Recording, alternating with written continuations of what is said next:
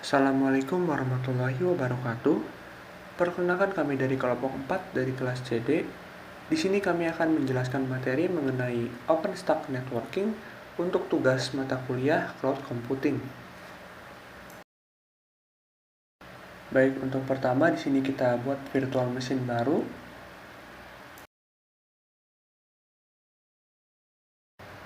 Di sini kita menggunakan Ubuntu Live Server.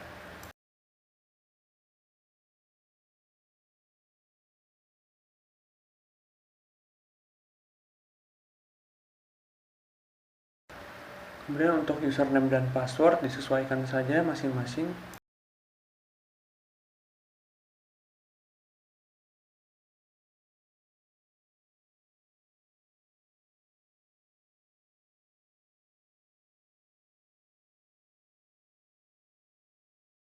Selanjutnya di sini kita atur untuk penggunaan memori dan prosesornya. Di sini saya menggunakan 4 GB memori dan untuk prosesor itu 4 CPU.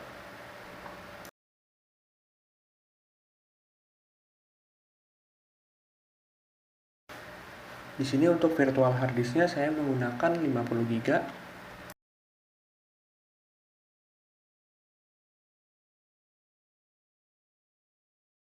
Di sini kita atur networknya menjadi bridge adapter.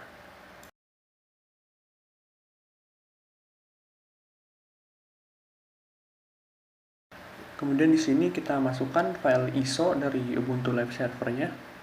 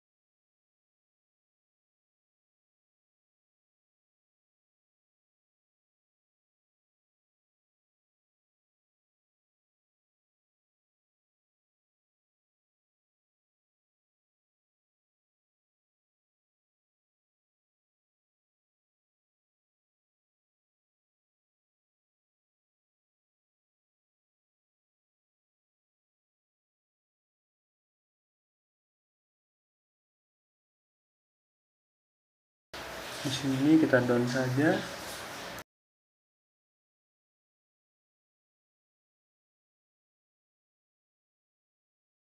Di sini pastikan untuk IP-nya kita menggunakan otomatik.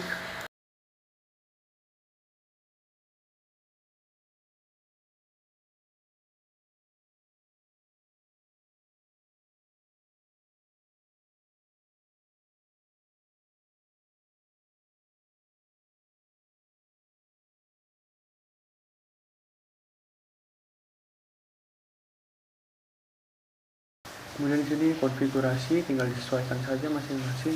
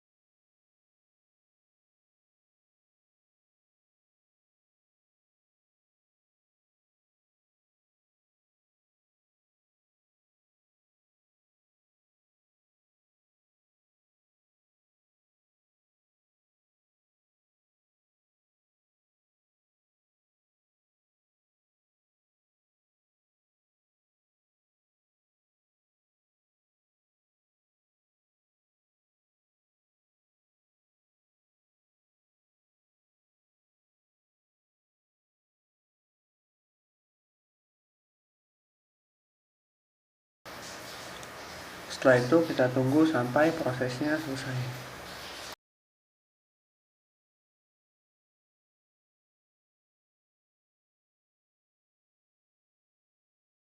Setelah selesai, kita pencet reboot now. Jika ada error seperti ini, kita tinggal tekan enter saja.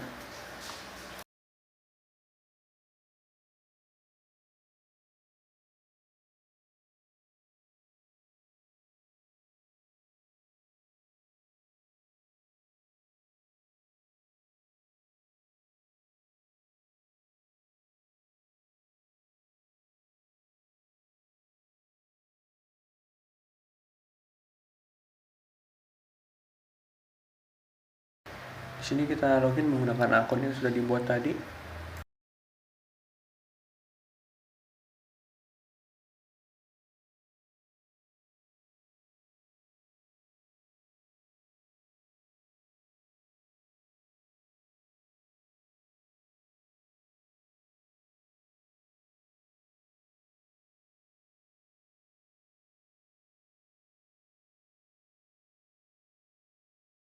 Di sini kita masuk ke mode administrator.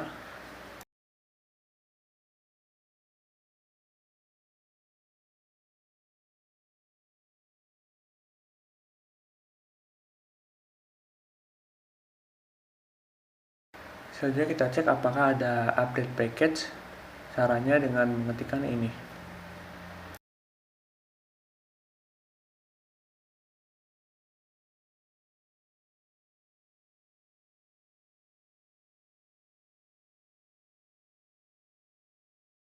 Di sini kita ketikkan Y lalu enter.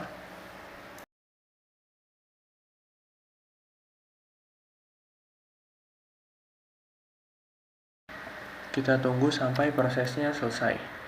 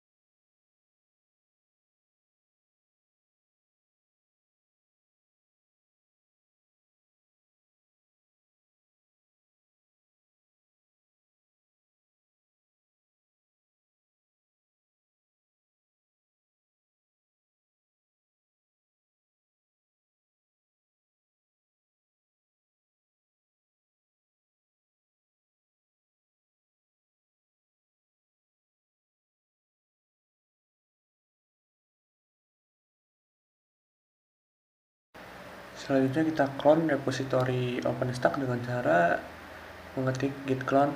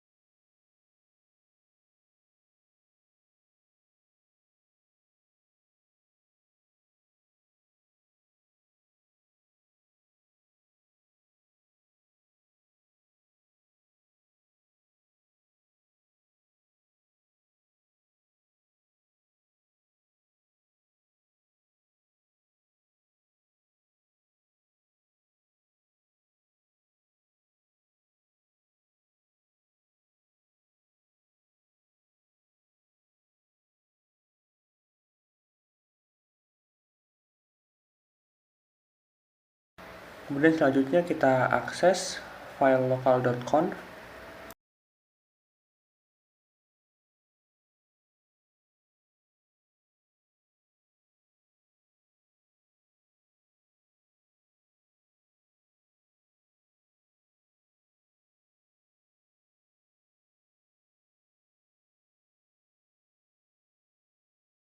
Kemudian di sini kita lakukan perubahan password pada admin, database, rabbit, dan service.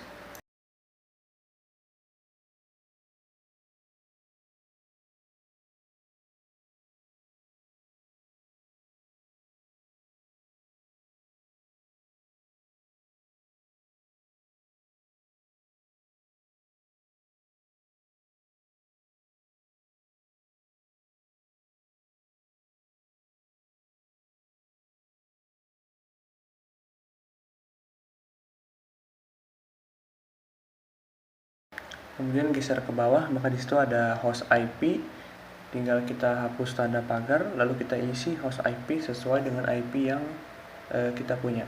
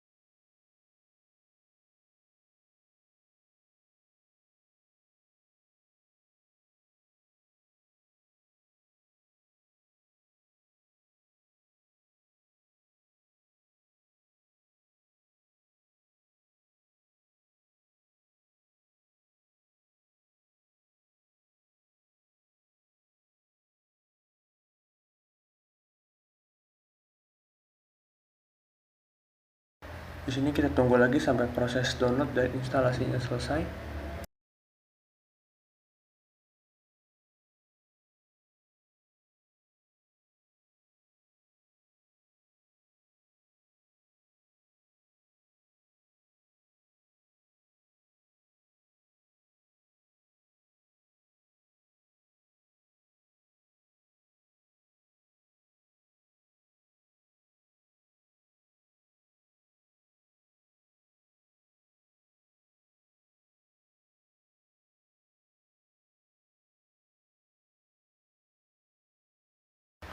Setelah instalasi selesai, di sini kita akses dengan membuka browser, kemudian kita masukkan IP yang kita punya.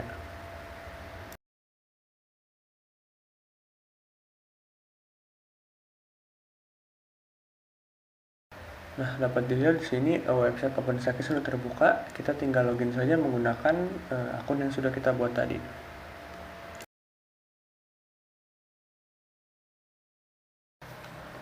Setelah login, kita akan langsung diarahkan ke halaman utama dari OpenStack.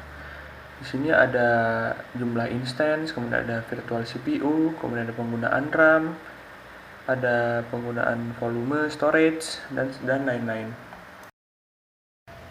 Selanjutnya di sini kita masuk ke modul chapter 6, OpenStack Networking.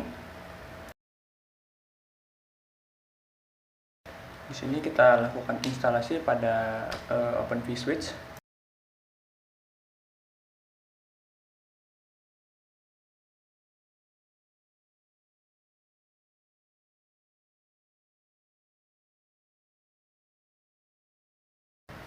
Di sini kita mencoba untuk membuat bridge baru.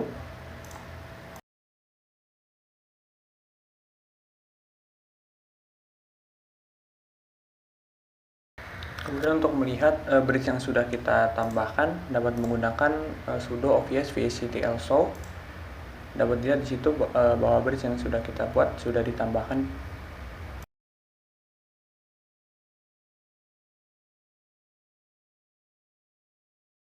Kemudian di sini kita juga bisa menghapus bridge yang sudah kita buat dengan cara tinggal kita ubah saja add menjadi del.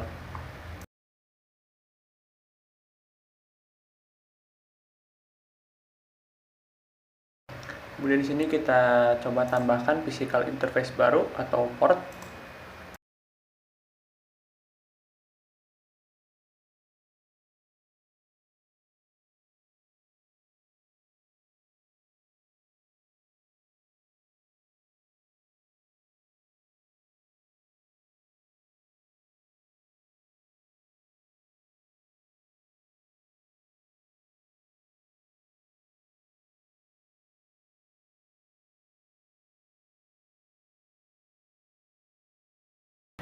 Dapat dilihat di situ bahwa port yang sudah kita tambahkan sudah ada dan muncul pada saat di show.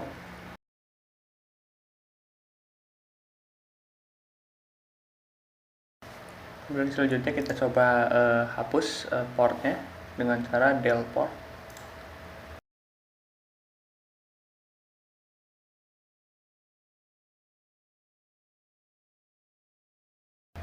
Dapat dilihat bahwa port yang tadi sudah tidak ada lagi karena sudah kita hapus. Kemudian selanjutnya di sini kita akan mencoba untuk membuat jaringan baru melalui Horizon. Pertama kita buat dulu project baru.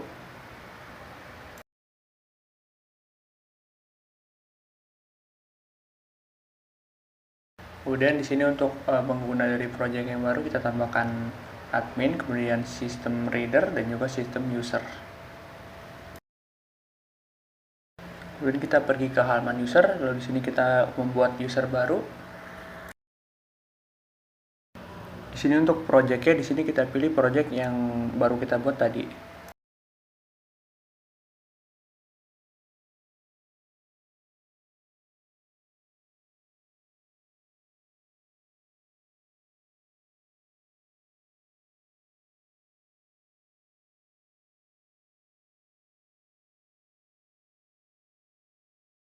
Selanjutnya untuk menambahkan jaringan, kita pergi ke halaman jaringan, kemudian kita klik tambah.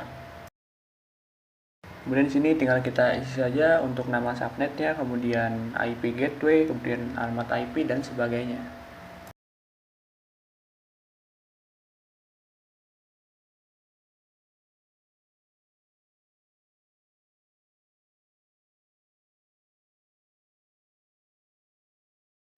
Selanjutnya kita juga buat untuk router baru.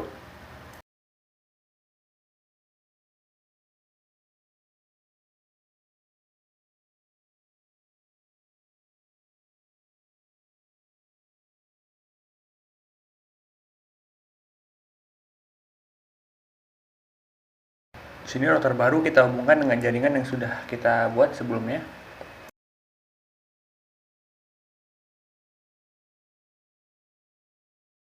Kita pergi ke topologi jaringan dan dapat lihat bahwa jaringan dan router sudah terhubung satu sama lain. Sekian presentasi chapter 6 OpenStack Networking dari kelompok kami. Kami akhiri. Wassalamualaikum warahmatullahi wabarakatuh. Assalamualaikum warahmatullahi wabarakatuh. Salam sejahtera bagi kita semua. Kami dari kelompok 4 akan menjelaskan mengenai chapter 6, yaitu tentang OpenStack Networking. Anggota kelompok kami terdiri dari 5 orang anggota, yaitu Devina Citra Felicia, Indah Kusmaningrum, Muhammad Hafiz Zidan, Putri Amelia, dan Rafli Dava Pratama. Oke, pengertian dari OpenStack Networking itu sendiri merupakan layanan mandiri yang dapat diinstal terpisah dari layanan OpenStack lainnya, seperti Nova, Glance, Keystone, Cinder, dan Horizon. Nah, layanan ini dapat berjalan di suatu node atau dibagi di beberapa host untuk meningkatkan ketahanan. OpenStack Networking menggunakan Neutron Server untuk menyediakan API yang memproses permintaan melalui plugin jaringan. Pengguna dapat mengatur konektivitas jaringan di cloud, sementara operator dapat mengoptimalkan teknologi jaringannya. Layanan ini juga memerlukan database untuk menyimpan konfigurasi jaringan. Selanjutnya ada komponen-komponen penting di dalam OpenStack Networking, diantaranya yaitu Tenant Network, Fiber Optic Internet, Router, VNIC atau VNIC, Security Group, dan juga Floating IP Address. Nah, di sini ditampilkan arsitektur dari Neutrons. Selanjutnya akan dijelaskan oleh rekan saya. Selanjutnya Neutron. Neutron terdiri dari beberapa layanan yang diimplementasikan sebagai daemon standar GNU atau Linux. Yang pertama yaitu ada layanan Neutron Server. Layanan ini adalah layanan utama Neutron. Nah, layanan ini biasanya menerima dan mengarahkan permintaan API melalui bus pesan ke plugin jaringan OpenStack untuk ditindaklanjuti. Yang kedua ada Neutron Open vSwitch Agent, menerima perintah dari Neutron Server dan mengirimkannya ke Open vSwitch atau OVS untuk dieksekusi. Agent ini menggunakan perintah GNU atau Linux lokal untuk pengelolaan OVS. Yang ketiga ada Neutron I3 Agent, menyediakan fungsi routing dan network address translation atau NAT menggunakan teknologi standar GNU atau Linux seperti Linux routing dan network namespace. Terus yang keempat ada Neutron DHCP Agent, yaitu mengelola layanan DNS MASQ yang merupakan protokol konfigurasi host dinamis DHCP, ringan dan server DNS caching. Selain itu, Neutron DHCP Agent juga memulai proxy untuk server metadata. Yang terakhir ada Neutron Metadata Agent yang memungkinkan instance mendapatkan informasi seperti hostname, kunci SSH, dan lainnya. Mesin virtual dapat meminta informasi protokol HTTP seperti http://169.254.169.254 saat proses boot. Biasanya ini dilakukan melalui script seperti code init. Agent ini berfungsi sebagai proxy ke Nova API untuk mengambil metadata. Yang selanjutnya ada opening vSwitch arsitektur, yaitu bagian penting dari jaringan dalam OpenStack. Dokumentasi dan kode sumber OVS dapat ditemukan di situs resmi Open vSwitch. Meskipun OVS bukan bagian dari proyek OpenStack, OVS digunakan di sebagian besar implementasi cloud OpenStack dan juga diintegrasikan ke dalam sistem manajemen virtual lainnya seperti OpenKRM, OpenNebula, dan Ovird. Selanjutnya akan dijelaskan oleh rekan saya. Selanjutnya itu adalah fitur yang didukung oleh OVS. Jadi di sini OVS mendukung berbagai protokol jaringan yang populer seperti OpenFlow, GRE, VLAN, VXLAN, NetFlow, SFlow, SPAN, RSPAN, dan LACP. Kemudian untuk konfigurasi terdistribusi, di sini OVS memiliki kemampuan untuk bekerja dengan kontrol pusat sehingga sangat mendukung arsitektur SDN atau yang disebut sebagai Software Defined Networking. Selanjutnya untuk komponen OVS, Jadi komponen EVS ada 3. Yang pertama adalah OpenSwitch_mode.ko. Jadi komponen ini merupakan sebuah modul kernel GNU atau Linux yang berperan sebagai ASIC atau Application Specified Integrated Circuit pada switch perangkat keras. Tugas utama dari modul ini untuk memproses lalu lintas jaringan secara efisien, kemudian menjadikan mesin inti untuk mengelola data dalam OVS. Kemudian yang kedua itu yang kedua ada OVS vSwitch D. Jadi komponen ini merupakan sebuah daemon yang bertugas mengelola logika dan manajemen transmisi data. Kemudian untuk komponen yang ketiga itu adalah OVS DB Server. Komponen ini merupakan sebuah daemon yang digunakan untuk database internal. Daemon ini juga menyediakan antarmuka RPC atau yang disebut sebagai Remote Procedure Call ke satu atau lebih database Open vSwitch atau disebut sebagai OVS DB. Selanjutnya untuk bridge pada OVS akan dijelaskan oleh rekan saya. Pembahasan selanjutnya yaitu bridge pada OVS, di mana terdapat 3 bridge, yaitu integration bridge, di mana bridge ini ada di setiap node dan berfungsi sebagai switch virtual tempat semua kartu jaringan virtual atau VNIC dari mesin virtual terhubung. OVS Neutron Agent secara otomatis membuat integration bridge ini. Lalu selanjutnya ada external bridge, di mana bridge ini digunakan untuk menghubungkan jaringan virtual internal dengan jaringan eksternal. Dalam contoh ini, antarmuka fisik ATH1 terhubung ke bridge ini. Lalu bridge yang terakhir ada tunnel bridge, di mana bridge ini adalah switch virtual seperti integration bridge, tapi digunakan untuk menghubungkan endpoint, GRE, dan VXLAN tunnel.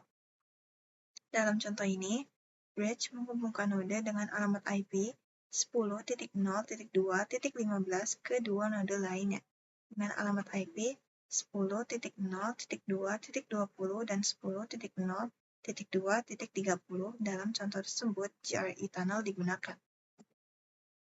Selanjutnya itu ada Opening Virtual Network, di mana OVN adalah sebuah proyek open source yang bertujuan untuk mengelola jaringan virtual secara lebih fleksibel dan efisien yang dibangun di atas Open vSwitch atau OVS, sebuah perangkat lunak yang berfungsi sebagai switch jaringan virtual.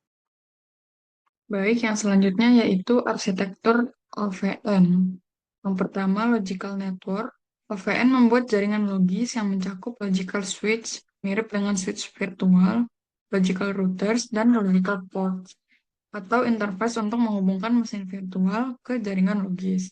Yang kedua ada physical network. OVN berjalan di atas jaringan fisik yang diatur oleh Open vSwitch atau OVS. Paket data dikonvensi antara jaringan logis dan fisik.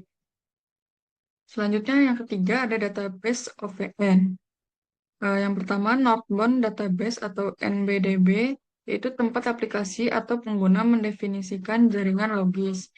Yang kedua Southbound Database atau SBDB, tempat informasi operasional untuk implementasi jaringan logis diterjemahkan ke level perangkat fisik atau Open vSwitch. Yang keempat ada Controller of OVN, terbagi menjadi dua. Yang pertama yaitu Node Controller, bertanggung jawab untuk menerjemahkan konfigurasi dari NBDB ke SBDB. Yang kedua ada Local Controller, yaitu berjalan di setiap host, mengelola implementasi jaringan di level lokal menggunakan Open vSwitch. Mungkin cukup sekian dari kelompok kami. Saya akhiri. Wassalamualaikum warahmatullahi wabarakatuh.